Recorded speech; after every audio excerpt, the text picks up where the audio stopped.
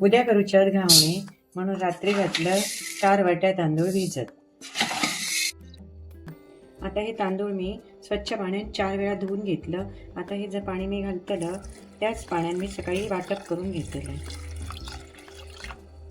तुला घावणे याच्यासाठी घातले रात्री तांदूळ तुमका दाखवलेलं आहे. आता त्याच पाण्यात मी मिक्सरात तांदूळ वाटून घेते.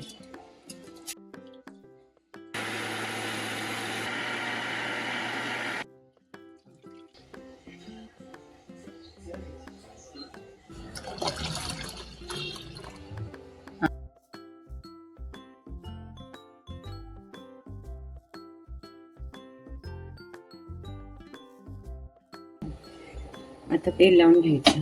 तांदूळ एक कापलं आणि पॅनला व्यवस्थित तेल लावून घेतलंय. संपूर्ण व्यवस्थित तेल लागावं.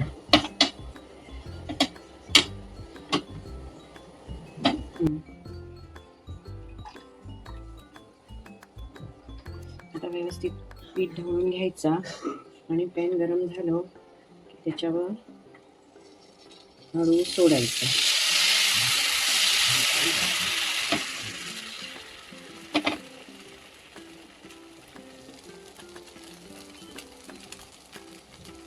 त्याच्यावर एक झाकण ठेवायचं.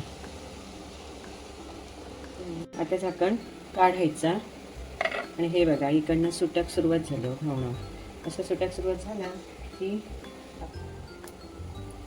हे बघा सुटक सुरू झाला कडेन. आता हे व्यवस्थित असं हे करून बघायचं सुटलो का आणि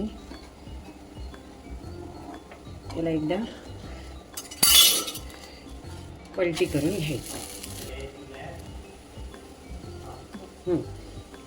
आता पलटी केलं थोडं वेळ 2 मिनिटं थांबायचं आणि मग तो काढायचं. झालं. आता हे सुकलो घावणं.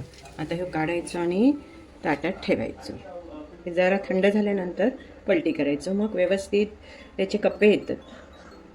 जरा थंड झाल्यानंतर असं फोल्ड करायचं आणि हे बघा किती सुंदर घावणं तयार येतं. आता बघा ह्याचे कप्पे पण येतात असे चिकटणार नाही एकमेकांका.